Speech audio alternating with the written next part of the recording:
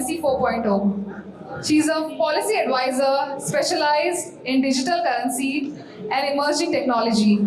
She has worked for leading global decision makers such as Indian Prime Minister Modi and several ministries and state governments, handling policy design, execution, and liaison in live complex policy environments. Give a huge round of applause to Tanvi Ratna.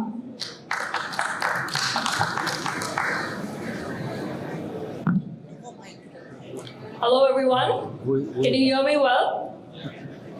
All right. So I am honored to be here today with the new young future of Web3, and I'm here to talk about the most boring topic in the world, which is regulations.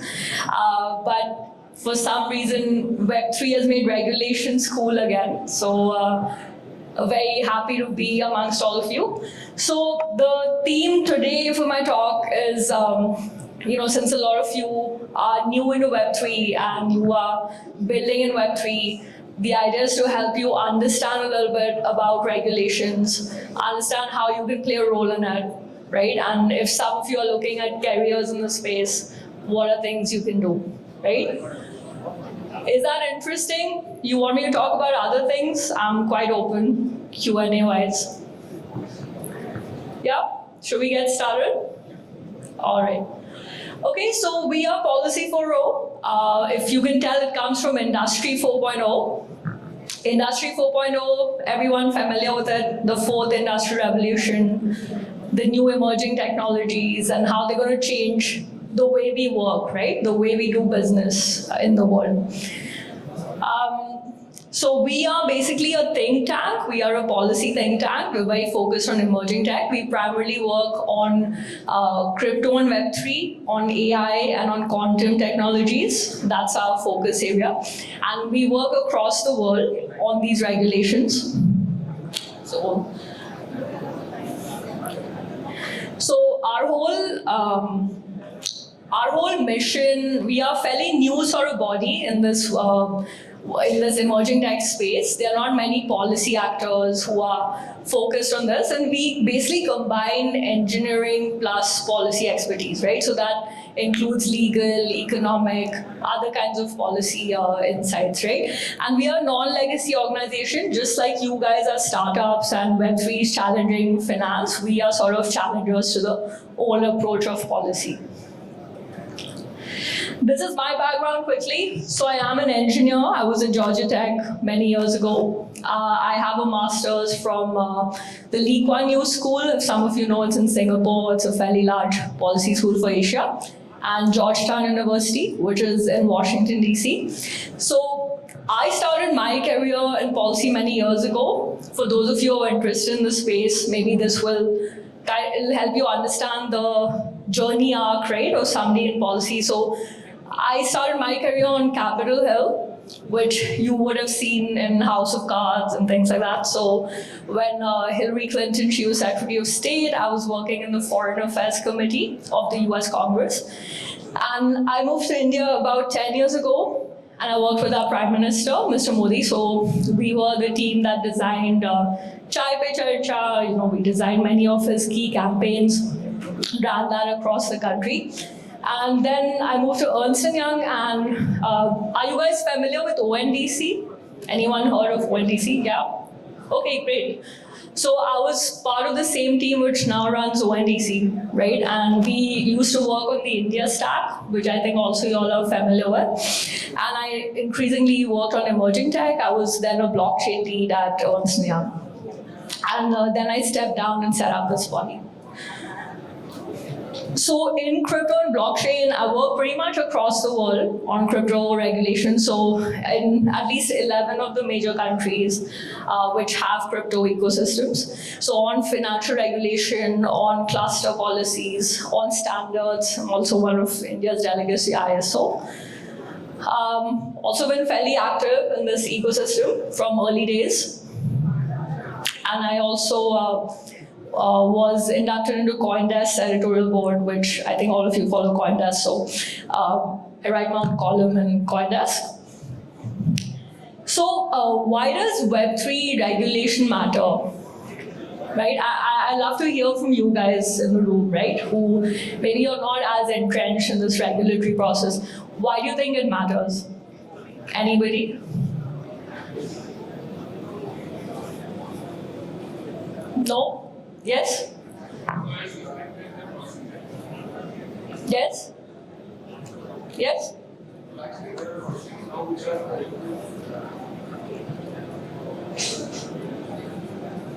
You can all just speak up. It's like fairly open mic here.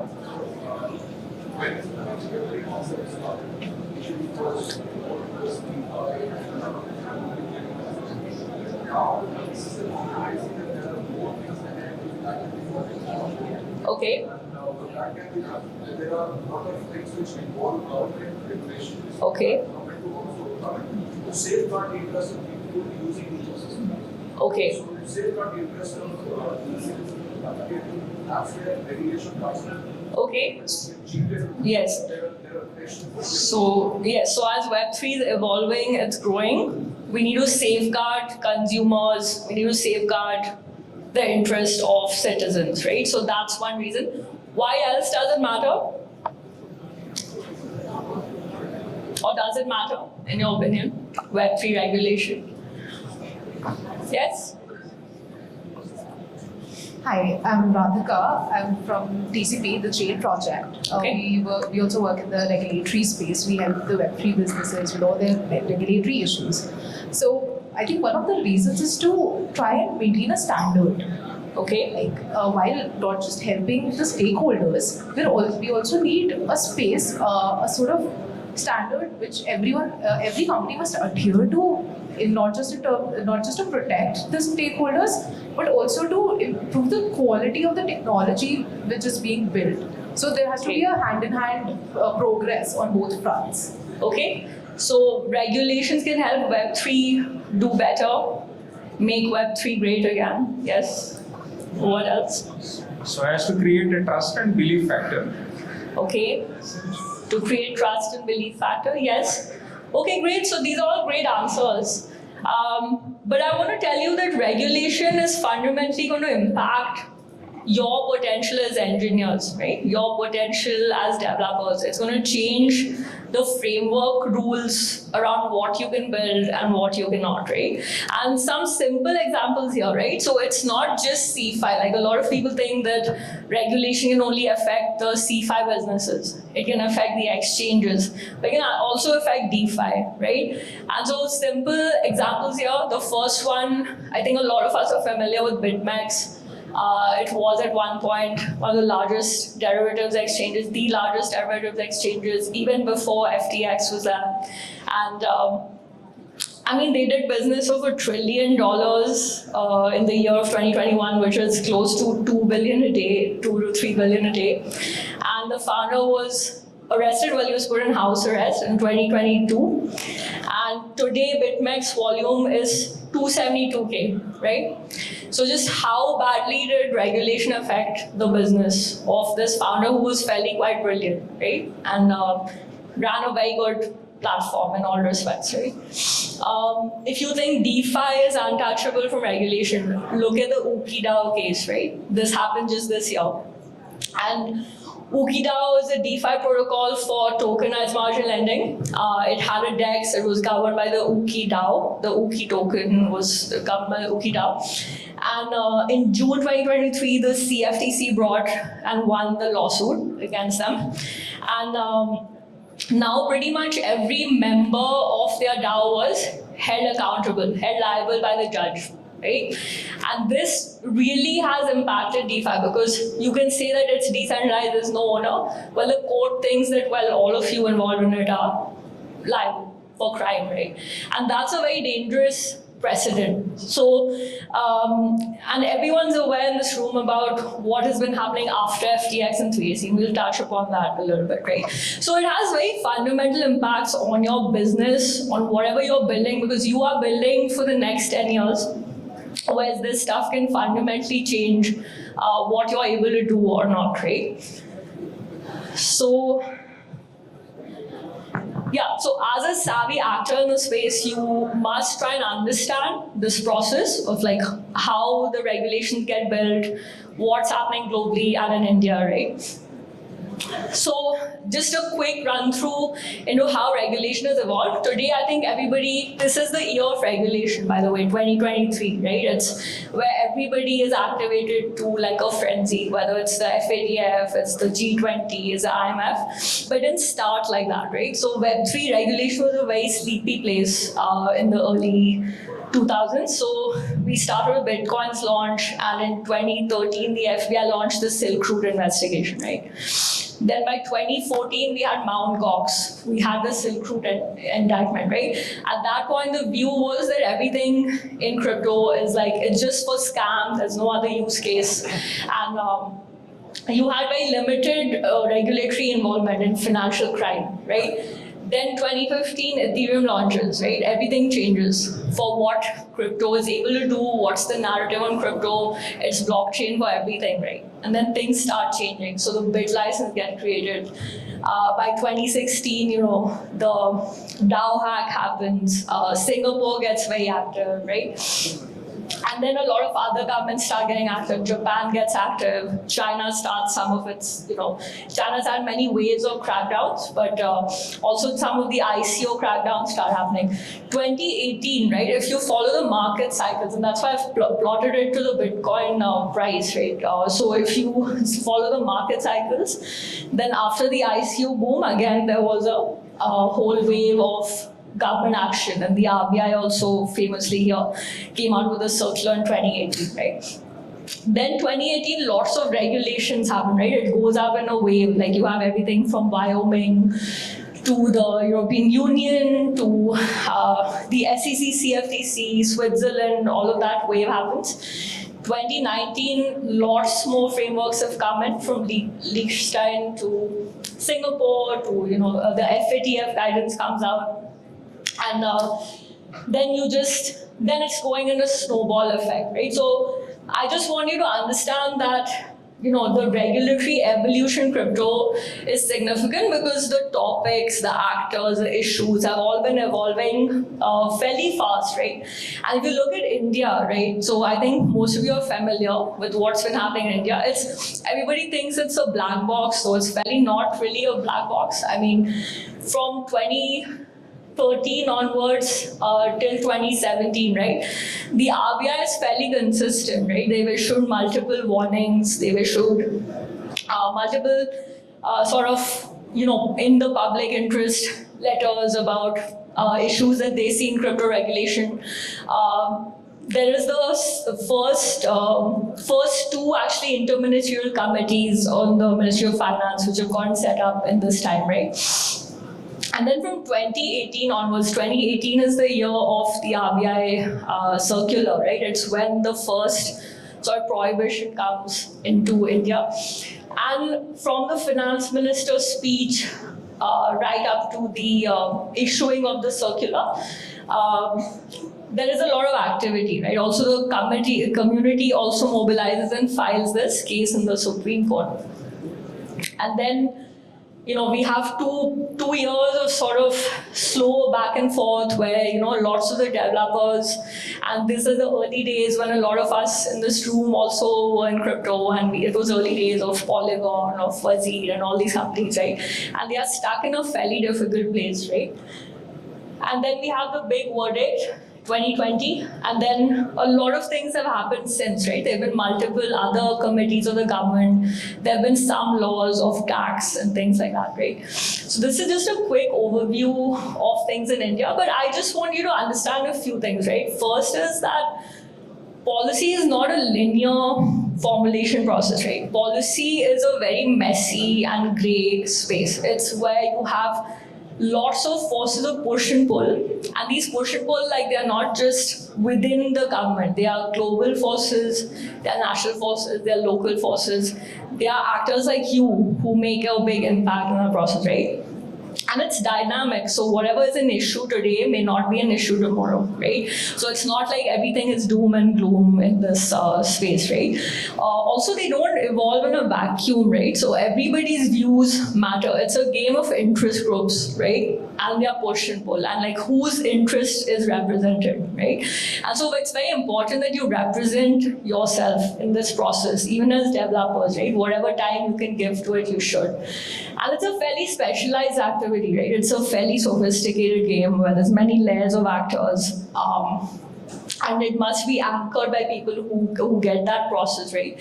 So in a nutshell, I would say like policy is constantly evolving, it's fairly dynamic, but all of you must understand that you have a role to play in it, right? You have a role to play in its outcomes, and you should take some proactive actions towards this process, right? So how can you do it? We do a fair amount of this work, and I can talk from our experience, what impact have we had, for example. So as I said, 2023 is the year of regulations. I think most of you are aware that this is the year where G20 is also anchored in India. G20 is formulating a lot of the regulations, right, at a global level, and that process is driven by the IMF and FSB.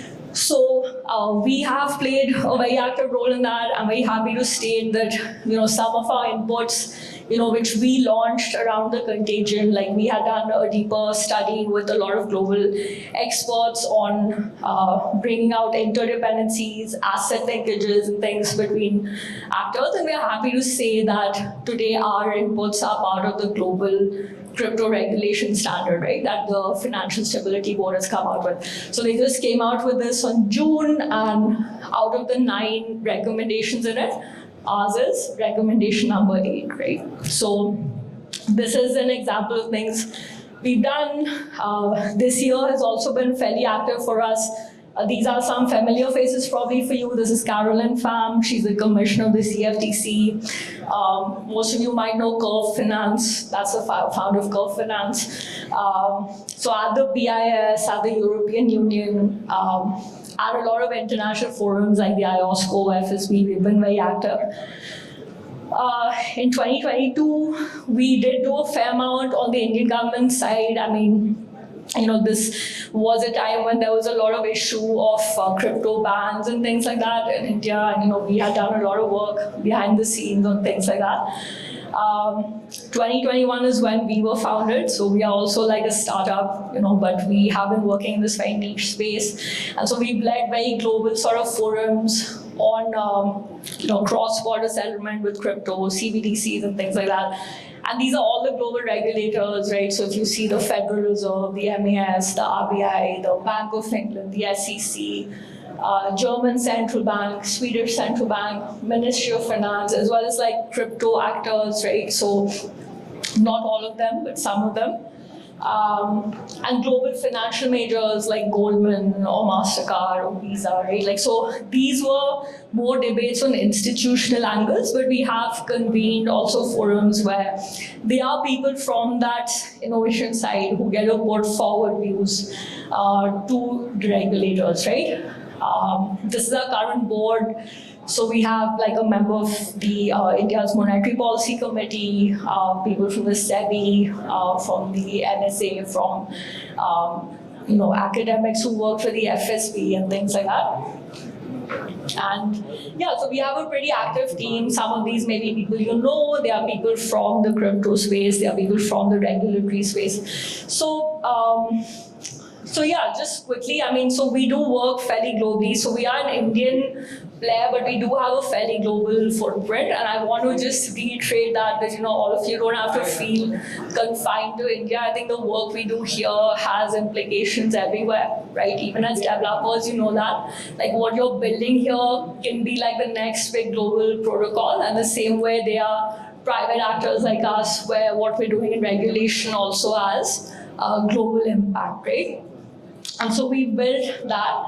And my main message to you today is you should be a part of this process. It is your industry, it is also what you do is going to really impact, like what shape this thing takes going forward, right?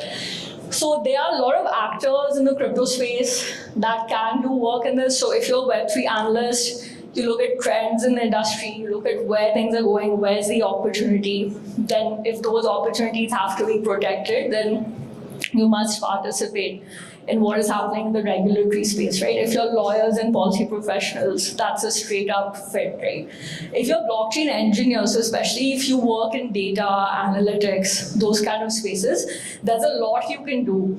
There's a lot you can do to actually prevent also very harsh regulations, because a lot can be managed in blockchain using data, which is not being done. Like there's a lot of move, if you see globally, to go back to the old ways of financial regulation, right? But if you can propose new approaches, if you can propose new tools, new ideas, right, you can really fix a lot of gaps in this process.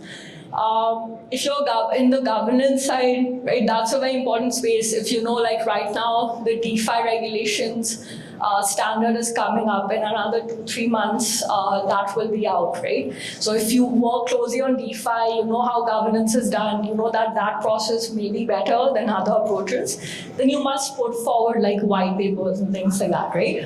If you're on security, like smart contract security and things like that, if you want PR and marketing, if you're an investor or donor, you want to support this kind of work, right?